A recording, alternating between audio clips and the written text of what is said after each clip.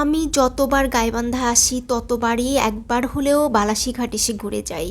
কারণ আমার বাড়ি থেকে বালাসীঘাট একদমই কাছে। তো আমি আর জিহাদ একটা অটোরিকশা নিয়ে নিছি, নিয়ে এই যে বালাসীঘাটে খুবই কম সময়ে চলে আসলাম। আসার পর দেখি যে নদী ভর্তি শুধু পানি আর পানি, মানে যত দূর চোখ যায় তত দূর শুধু পানি। একেবারে নতুন পানি আসছে, মানে নদীতে এখন নতুন পানি। আর এখন তো বর্ষাকাল, মানে চতুর্দিক দিয়ে কিন্তু নদী নালা খাল বিল যা ছিল সব কিছু ভরাট হয়ে গেছে, মানে প্রতিদিনই বৃষ্টি হচ্ছে আর পানির মানে পরিমাণ কিন্তু অনেক বেড়ে গেছে। তো কয়েক মাস আগে যখন আমি গাইবান্ধায় আসছিলাম তখনও কিন্তু বালাসীঘাট আসছিলাম, এত পানি ছিল না। মানে আমি বহু বছর পর এরকম নদীতে ভরাট পানি দেখলাম। নদী এরকম ভরাট আমি আসলে অনেক বছর পর দেখলাম, কত বছর আগে দেখছিলাম ঠিক মনে নাই। তবে প্রচুর পরিমাণে মানুষ আসছে, মানে ঈদের পরপরই, তো আমি তো ঈদের পরপরই আসছিলাম ঘুরতে। তো আসলে ভিডিওটা আপলোড দিতে দিতে একটু লেট হয়ে গেল। তবে এখন কিন্তু এর চেয়েও বেশি পানি বর্তমানে।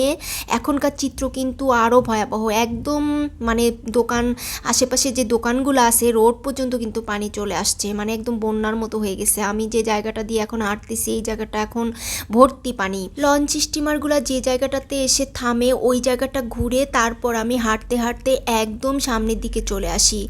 আর নদী শুধু দেখতে দেখতেই আমি যাচ্ছিলাম আর ভাবতেছিলাম যে এই রকম পানি যদি সারা বছর এই বালাসীঘাটের নদীতে থাকতো তাহলে লঞ্চ স্টিমার সব কিছুই আবার আগের মতো চলতো। বাট এই রকম পানি কিন্তু সারা বছর পাওয়া যায় না, মানে থাকেই না। এই বর্ষা মৌসুমটা শেষ হয়ে গেলেই নদীর পানি আস্তে আস্তে শুকাতে থাকবে। তো বালাসীঘাট নিয়ে কিন্তু আমার চ্যানেলে অনেক কয়েকটা ব্লগ আছে। নদীর ঠিক পাশেই একটা বিশাল বড় অনেক টাকা খরচ করে টার্মিনাল করা আছে, বাট সেই টার্মিনালটা একদমই অচল, কারণ নদীতে পানি থাকে না। তো সবাই আসলে চায়, এই এলাকার মানুষ, চরাঞ্চলের মানুষ সবাই চায় নদীতে এইরকম ভরাট পানি সারা বছর থাকুক, যাতে মানুষের কর্মসংস্থান হয় এখানে। বাট এই পানি তো থাকে না, কিছুদিন পরে এই পানি চলে যাবে। নদী কিন্তু অনেকবার ড্রেজিং করা হয়েছে, মানে এই বর্ষা মৌসুমটা শেষ হলেই কিন্তু নদীর ড্রেজিং কাজ শুরু হয়, বাট তারপরও নদীতে পানি থাকে না। আসলে সব কিছুই প্রকৃতির নিয়মেই হয়, কিছুই করার নাই। নদীতে পানি কিন্তু কখনোই কেউ জোর করে নিয়ে আসতে পারবে না। তো যাই হোক, এই যে নদীতে কিন্তু নতুন পানির সাথে সাথে বিভিন্ন রকমের খড়, তারপর হচ্ছে আরও অনেক কিছু ভেসে ভেসে আসতেছে। আর নদী পাড়ের এই মহিলার সংগ্রামী জীবন, ইনি ওনার বাচ্চাগুলাকে নিয়ে এই খড়গুলা উঠাচ্ছে। মানে এগুলা মূলত আখ, ভুট্টা, এগুলা যে চরে যে চাষ হয় সেই গাছগুলা তো সব, চর তো সব ডুবে গেছে, নদীতে ভেঙে চলে আসছে। সেই খড়কুটাগুলাই এই মহিলাটা লাঠি দিয়ে দিয়ে উঠাচ্ছে। পাশে আবার আরেকজন মহিলা আছে, উনিও দেখলাম যে একদম নদীর পানিতে নেমে, কোমর পর্যন্ত পানিতে নেমে সব খড়গুলা উঠাচ্ছে। আসলে অনেক কিছু ভেসে আসে এখানে, ভুট্টা গাছ, তারপর হচ্ছে আরও অনেক কিছু, মানে বিভিন্ন রকমের গাছ, মানে এগুলো লাকড়ি হিসাবে চুলায় ব্যবহার করা যায় আর আসলেই নদীর পাড়ের মানুষের অনেক সংগ্রামী জীবন, অনেক সংগ্রাম করে এনাদের আসলে বেঁচে থাকতে হয়। তো যাই হোক, আমি তো চায়ের অর্ডার করছিলাম, তো জিহাদ আমার জন্য চা নিয়ে আসতেছে। এই রকম ওয়েদারে মানে নদীর পাড়ে দাঁড়িয়ে যদি এক কাপ চা না খাই তাহলে তো মানে আমার হয়ই না। আর দেখলাম যে অনেক দূর দূর থেকে মানে মানুষ আসছে, রংপুর থেকেও কিন্তু আসে এখানে।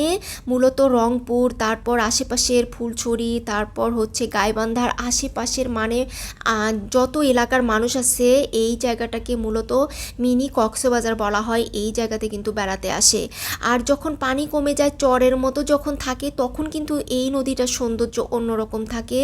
এখন ভরাট নদী, এখন কিন্তু আবার সৌন্দর্যটা, মানে নদীর সৌন্দর্য আসলে এক একবার এক এক রকম হয়।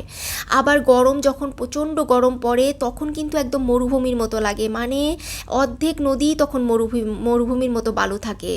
তো আমি কিন্তু নদীর পাড়ে বসে বসে দেখতেছিলাম যে অনেক মানুষ নৌকাতে উঠতেছে, একেবারে নৌকা ভরাট করে করে তারপর এপার থেকে ওপারে যাচ্ছে। যদিও চরগুলা সব ডুবে গেছে, এর আগের বার আমি যে চরটাতে গেছিলাম সেই চরটা কিন্তু নাই, মানে দাঁড়িয়ে দাঁড়িয়ে আমি দেখতেছিলাম।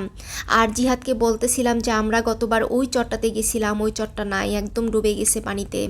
তারপর অনেক দূরে দূরে কিছু কিছু চর আছে, তো মানুষ দেখলাম যে ওগুলা চরেও যাচ্ছে। আসলে এত ভরাট নদীতে, মানে এত পানি, এর মধ্যে নৌকাতে ওঠার সাহস আসলে আমার হয়নি, কারণ প্রচণ্ড পরিমাণে নদীর পানিতে স্রোত। তো যাই হোক, আমি তো বসে বসে অনেকক্ষণ এখানে নৌকা দেখতেছিলাম, নদী দেখতেছিলাম। আসলে এত পরিমাণ বাতাস, নদীর পাড়ে এরকম বসে থাকলে মানে আর উঠতে ইচ্ছা করে না, এত পরিমাণ ভালো লাগে। আর এই যে অনেক মানুষ, ঈদের পরপর কিন্তু অনেক মানুষ আসছে বেড়াতে। মানে কি বলবো, আসলে বিনোদনের, গাইবান্ধার মানুষের তো বিনোদনের কিছু কিছু লিমিটেড জায়গা আছে। তো এই স্পটটাতে অনেক বেশি মানুষ আমি দেখলাম। তো ওখানে বসে থাকার পর আবার আমি একটু সামনে আগাতে থাকি, দেখলাম যে এখানে নাগরদোলা আছে। তো জিহাদ বলতেছে ও নাগরদোলায় উঠবে, তো আমি ওকে নাগরদোলায় উঠালাম। বালাসীঘাট থেকে আসার সময় আমার অনেক কষ্ট হয়। আমি 2 ঘন্টার মতো আমি দাঁড়িয়ে শুধু অটো খুঁজতেছিলাম, তারপর হচ্ছে নর্মাল রিক্সাগুলো খুঁজতেছিলাম। যেগুলা পাচ্ছিলাম অটো, সেগুলো আবার ডাবলের চেয়েও ডাবল ভাড়া চাচ্ছিল। মানে 10 টাকার অটো ভাড়া চাচ্ছিল হচ্ছে 200 টাকা, 250 টাকা এরকম। তো অনেকক্ষণ দাঁড়িয়ে থাকার পর আমি একটা অটো নিয়ে নেই, আর ডাবলের চেয়েও ডাবল ভাড়া দিয়ে তারপর আমি বাসায় আসি। আসলে এই টাইমটা মানে ঈদের পরের টাইমটা অটো রিক্সা এরা সবাই একত্রিত হয়ে এই বিজনেসটা করে। তো যাই হোক, আজকে এ পর্যন্তই ছিল। সবাই ভালো থাকবেন, সুস্থ থাকবেন। আল্লাহ হাফেজ।